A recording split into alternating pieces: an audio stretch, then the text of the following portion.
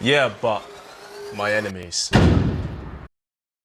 The Tinder Swindler. This documentary has gone so viral and it's so interesting because it reflects so much crazy stuff about what men are like, what women are like, but also the current dating market. And we're gonna go through exactly what happened, why it was so, what's the word I'm looking for? Smooth, fruitful, ubiquitous? That word does make sense. Consequential. That's the one. We're gonna go through why it was so consequential and what we at home can take away from it. Also, why it could very easily happen again. But before we get into that, you know I always love hearing from you. So come find me on Instagram, drop me a message and let me know what you thought of the Tinder Swindler. Or if you wanna book a session with me to make sure you don't get swindled, just click in the link below. All right, let's get into the video.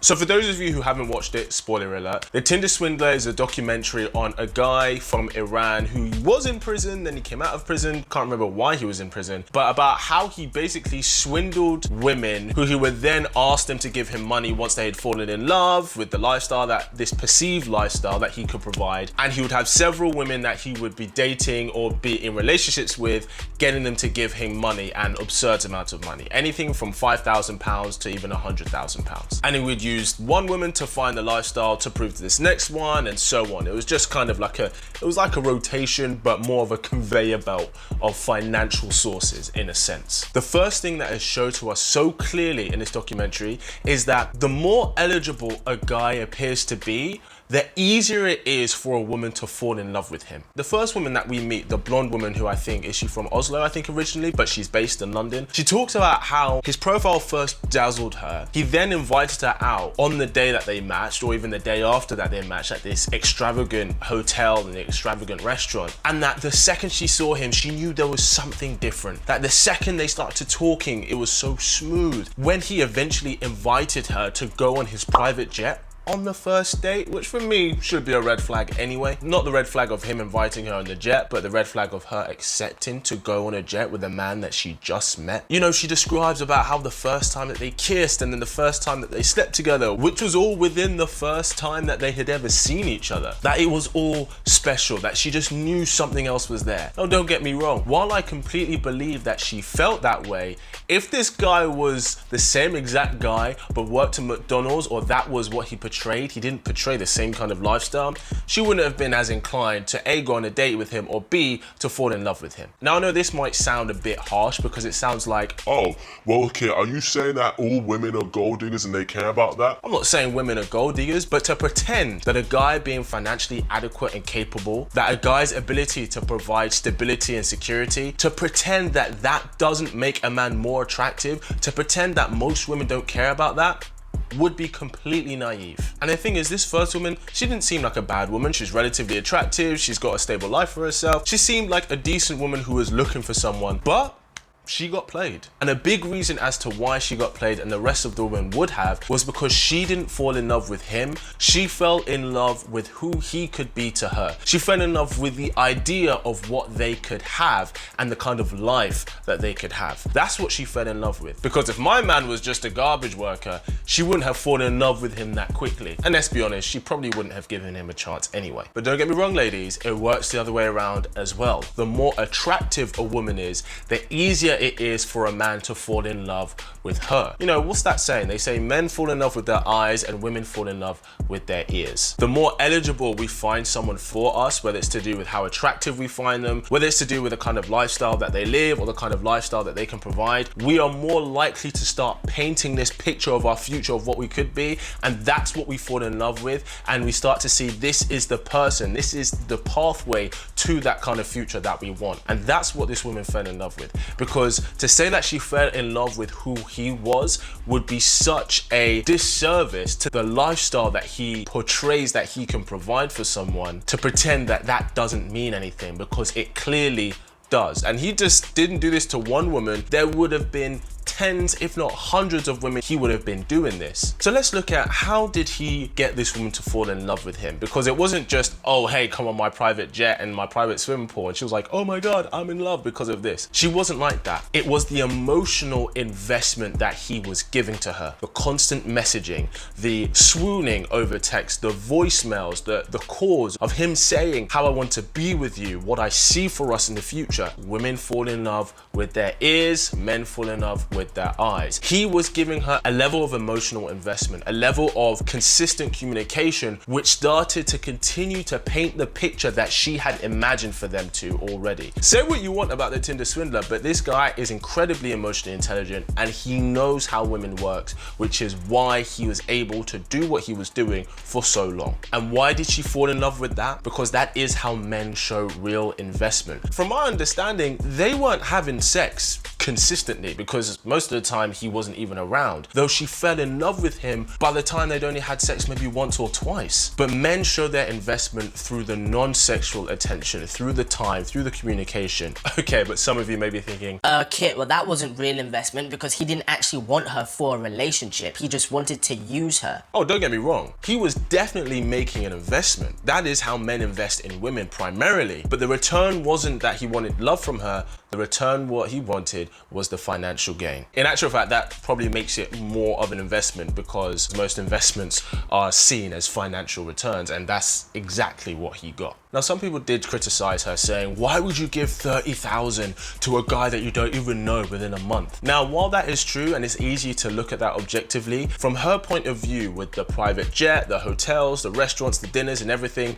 he had easily spent more than that on them two together within the first week before he even started to ask for money from her. So in her mind, he had already demonstrated that this kind of money is really nothing to him, so he's good for it. But it is interesting that the more we find someone desirable on paper, the more we are willing to tolerate, and it can be a blind spot for so many people. Because this woman was clearly blinded by the lifestyle that he portrayed and what she could have with him, that she wasn't realizing when she was compromising her own standards. And so many people have this blind spot, because this is how you get that really lovely, nice, attractive girl who keeps going back to that desirable yet toxic ex-boyfriend. She's in love with who he could be for her. And the thing about these women, they weren't stuck for choice. Literally, when they ask her, oh, how many matches have you had on Tinder? Can we take a look? And she'd been on it for a few years. She had something like over 1,000 matches. So it wasn't like she was desperate for choice. She was trying to find the best guy out there for her. Now, it's really interesting what happens to us mentally when we have an abundance of options, because statistically, when we have so many options, we are less satisfied with our choice. Well, this doesn't make sense, right? Because surely the more options we have, then the happier we're going to be because we have more freedom, right? Well, what actually happens is when we have an abundance of choice, when we have too many options,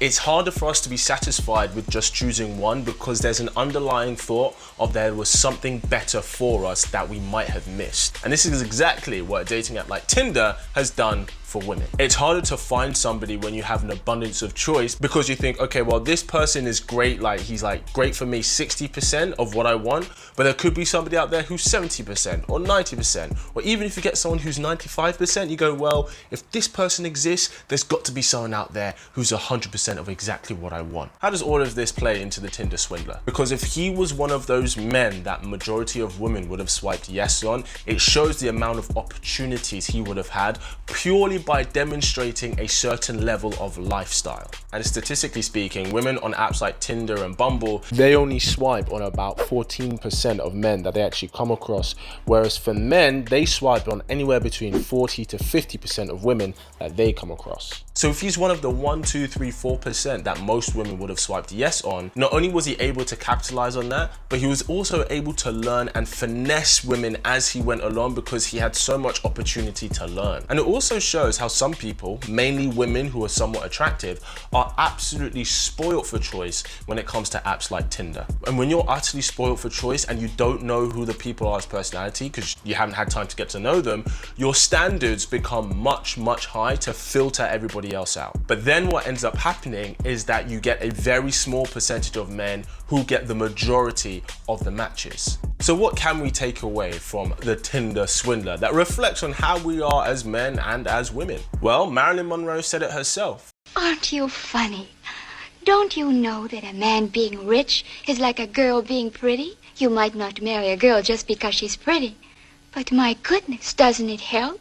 A beautiful woman is like a rich guy, except the difference is rich men are much more rarer. Wealthy men are much rarer than beautiful women. Yes, beauty is power. There are much more beautiful women around than there are wealthy men around. So when you get a woman who comes across someone who appears to be this rare, she's more likely to be blinded by that, especially because she wouldn't have come across it that often. Even with all that being said, this does show that money can't actually buy you love with everyone. Because the second woman, while she did indulge in him and, you know, create a friendship with him, which, if I'm honest, it mainly came because he could provide certain experiences that she couldn't afford herself, flying out here, having exclusive parties here. She didn't actually want him as a romantic partner. Yes, she gave him an opportunity. She didn't actually want him for love, and she wasn't actually that attracted to him, so she said, you know what, I think this is just a friendship thing, which I kind of commend her for to some degree, but then I think, but you kind of stayed friends with him, and mainly it was because of what he could do for you. Like when she was on the phone saying that, oh, but I thought we were friends and etc, and you lied to me. I'm thinking, girl, you've known him for less than 4 months. Like, he's not one of your closest friends. You're just enjoying the trips that he can, you know, bring you on. The one thing we do have to acknowledge though is, if we're being real and let's be honest, there are plenty of women out there who finesse men for their money or for extravagant experiences. Yet when one man does it the other way around, there's a whole documentary about it. Now don't get me wrong, that doesn't condone it, it's not tit for tat, but it is really interesting in our culture about how we see money when it comes to intersexual dynamics between men and women. And I don't know if that's a good thing or bad thing, but this definitely highlights that. But tell me what you think. Do you think that while he was blatantly wrong and evil in his intentions for what he was doing, the only reason he was able to do that was because some of these women were gold diggers to a certain extent, that they thought, okay, well, I'll accept all of this and I'll do all of this because of what he can do for me? Or do you think that he was just incredibly emotionally intelligent who was so easily able to manipulate these women, and he could do it to any woman regardless of what her morals and integral standings are? And if you don't want to ever get swindled, make sure you book a session with me. Oh god, I think that's the worst plug I've ever done. If you're looking for a guy who sparks up your love life, make sure you subscribe to this wonderful tribe. And as always, keep it slick. Pow.